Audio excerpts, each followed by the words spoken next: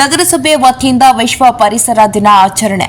ವಿಶ್ವ ಪರಿಸರ ದಿನಾಚರಣೆ ಅಂಗವಾಗಿ ನಂಜನಗೂಡು ನಗರಸಭೆ ವತಿಯಿಂದ ಪಟ್ಟಣದ ಹುಲ್ಲಹಳ್ಳಿ ರಸ್ತೆಯಲ್ಲಿರುವ ಮಹದೇಶ್ವರ ಬಡಾವಣೆ ಪಾರ್ಕ್ನಲ್ಲಿ ನಗರಸಭೆ ಅಧ್ಯಕ್ಷ ಎನ್ ಶ್ರೀಕಂಠಸ್ವಾಮಿ ಹಾಗೂ ಸದಸ್ಯರು ಮತ್ತು ಅಧಿಕಾರಿಗಳು ಜೊತೆಗೂಡಿ ಗಿಡ ನೆಟ್ಟು ಪ್ರತಿಜ್ಞಾವಿಧಿ ಬೋಧಿಸಿ ಮಾತನಾಡಿದರು. ಇಂದು ವಿಶ್ವದೆಲ್ಲೆಡೆ ರಾಷ್ಟ್ರಗಳಲ್ಲಿ ವಿಶ್ವ ಪರಿಸರ ದಿನಾಚರಣೆಯನ್ನು ಆಚರಿಸಲಾಗುತ್ತಿದೆ. ಪರಿಸರ ಎಂದರೆ ಬರೀ ಗಿಡ ನೆಟ್ಟು ಹೋಗುವುದಲ್ಲ. ಇದರ ಜೊತೆಗೆ ಉತ್ತಮವಾದ ಗಾಳಿ, ಬೆಳಕು, ವಾತಾವರಣ ಶುದ್ಧವಾಗಿರಬೇಕು. ಸಾರ್ವಜನಿಕರು ತಮ್ಮ ಮನೆಯ ಶುಚಿತ್ವ ಕಾಪಾಡುವಂತೆ ನಮ್ಮ ಸುತ್ತಲಿನ ಪರಿಸರವನ್ನು ಸ್ವಚ್ಛವಾಗಿ ಇಡಲು ಪ್ರಯತ್ನಿಸಬೇಕು ಎಂದರು. ನಗರಸಭಾ ಅಧ್ಯಕ್ಷ ಶ್ರೀಕಂಠಸ್ವಾಮಿ ಮಾತನಾಡಿ, ನಗರಸಭೆ ವತಿಯಿಂದ ವಿಶ್ವ ಪರಿಸರ ದಿನಾಚರಣೆ ಅಂಗವಾಗಿ ಗಿಡ ನೆಡುವ ಕಾರ್ಯಕ್ರಮವನ್ನು ಹಮ್ಮಿಕೊಂಡಿದ್ದೇವೆ.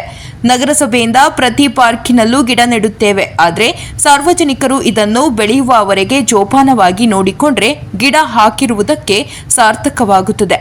ಸಾರ್ವಜನಿಕರು ಉತ್ತಮವಾದ ಗಾಳಿ ಮತ್ತು ವಿಶ್ರಾಂತಿಯ ಪಡೆದುಕೊಳ್ಳಬಹುದು ಎಂದರು.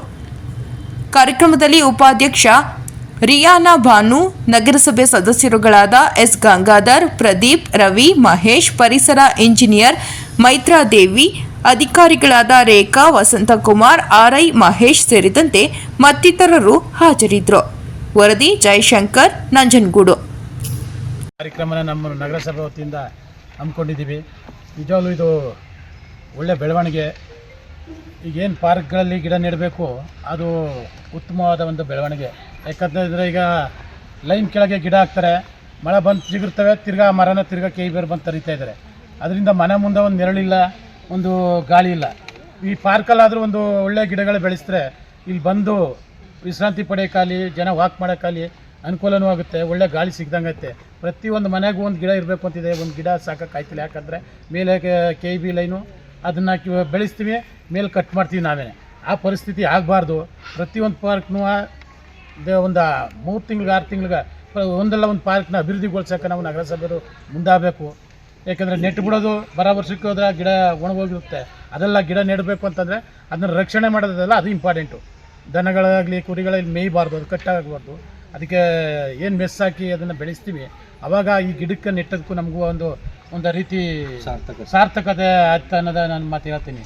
ಮತ್ತು ಅದೇ ರೀತಿ ಜನಗಳನ್ನು ಇಲ್ಲಿ ಬರೋರು ಒಂದು ಗಿಡ ಏನಾದ್ರು ಆಗುತ್ತೆ ಅಂತಂದರೆ ನಗರಸಭೆಗೆ ತಿಳಿಸ್ಬೇಕು. ಅದಕ್ಕೆ ರೋಗ ಬಂತು ಅಥವಾ ಇನ್ನೇನಾದರೂ ಇದಾಯ್ತು, ಒಣಗಕ್ಕಾಯ್ತು, ಆ ಗಿಡ ನಗರಸಭೆಗೆ ತಿಳಿಸಿದ್ರೆ ಅದು ಸಂಬಂಧಪಟ್ಟವ್ರನ್ನ ಕರೆಸಿ ಆ ಗಿಡಕ್ಕೆ ಔಷಧಿ ಸಿಂಪಡಿಸೋದ ಅಥವಾ ಇನ್ನೇನಾದ್ರು ಮಾಡಿ ಆ ಗಿಡನ ಉಳಿಸ್ಕೋದಂಥ ಕೆಲಸಗಳಾಗಬೇಕಾಯ್ತೆ. ನಾವು ಗಿಡ ಕೊಡ್ತಾ ಇರ್ತಾರೆ ತೋಟಗಾರಿಕೆಲ್ಲ, ನಾವು ನೆಟ್ಬಿಟ್ಟು ಹೋಗೋದಿಲ್ಲ ಬೆಳೆದು.